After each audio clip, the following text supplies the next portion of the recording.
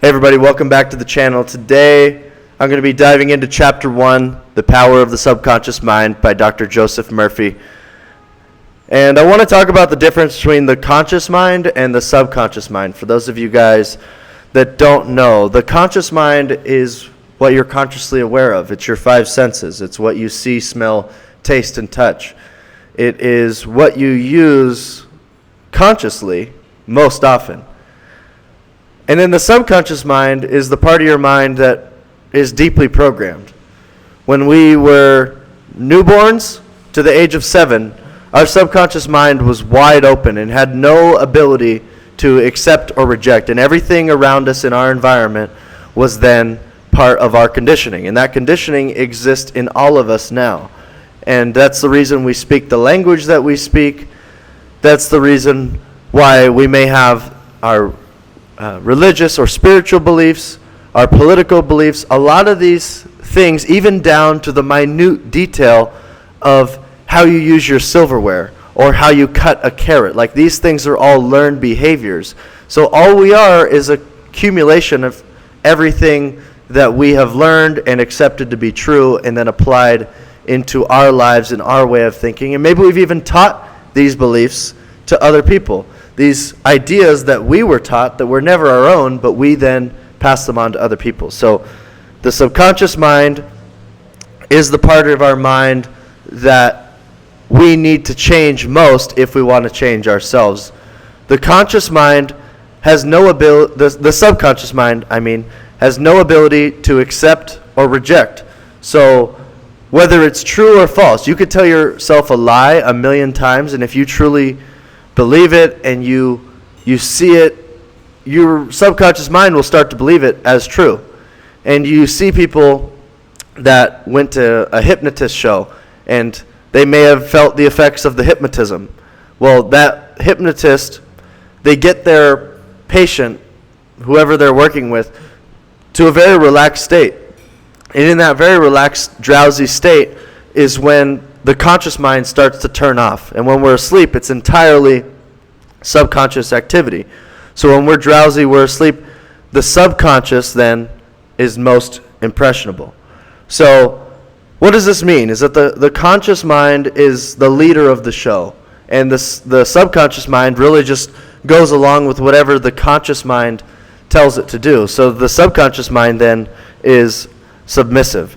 And here's an analogy to describe the relationship between the subconscious mind and the conscious mind. The conscious mind is the rational mind. It is like the navigator or captain of a ship. And it's up on the helm, it's at the steering wheel, and it's leading exactly where we need to go. It's the sole leader of where we go, what we choose to believe. And then the subconscious mind has no ability to accept or reject. It just does what it's told. So the subconscious mind is likened to the crew inside the engine room shoveling in the coal to make the boat continue moving forward. So the subconscious mind, if the captain of the ship is going to run the ship into an iceberg and sink the ship, the subconscious mind has no idea. It's just going to keep giving you more of what you're headed towards, more of what you're intending to create consciously. But equally so, if the ship is intended to go to a port, a perfectly designed plan, the subconscious is going to continue to shovel coal and get you towards that destination. So the subconscious mind doesn't care either way. It's like a perfect staff. It's a perfect servant, because it'll just do exactly what you tell it to do. But it ultimately is up to the captain of where it intends to go. So as it relates to programming our mind is what we all intend to do. We intend to have better results. If you just understand that everything you choose to think and believe and feel consciously, you're then passing off to the subconscious. So if you're thinking bad thoughts, you're running into an iceberg, and your subconscious is going to give you more of that. It's going to keep fueling your endeavor. But on the opposite end, if you think good thoughts, you'll get good results, and your subconscious will give you more of that. So as you are the captain of your ship and the master of your fate, you're consciously watching this video, you're consciously maneuvering through your life. Get yourself into the habit of thinking good thoughts, because as you think those good thoughts, they will implant grooves upon your subconscious mind to make it easier to start thinking good thoughts.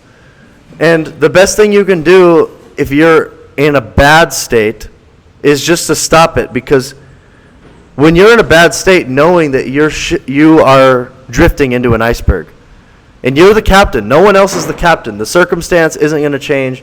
It's you that needs to change.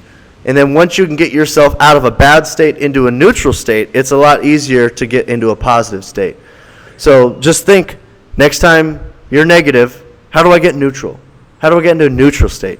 And then when you're neutral, then it's easy to get into a positive state. And then just stay in that positive state for as long as you can, and give yourself good thoughts, good seeds that are going to grow into the circumstances and events that you desire. So that's my main take of chapter 1. If you haven't yet got the book, go ahead and get the book. I'll put a link in the description where you can get a copy for yourself. And then also, I like to make highlights. I like to make highlights in my book, so that's one way I like to learn. Sometimes I'll rewrite these highlight passages into my journal. Maybe I'll write them a few times if I need to. But the more you study, the more you learn. So I'm going to keep doing these videos. I'm going to keep putting more of my learnings up, and I hope it helps. I'll see you guys in the next video.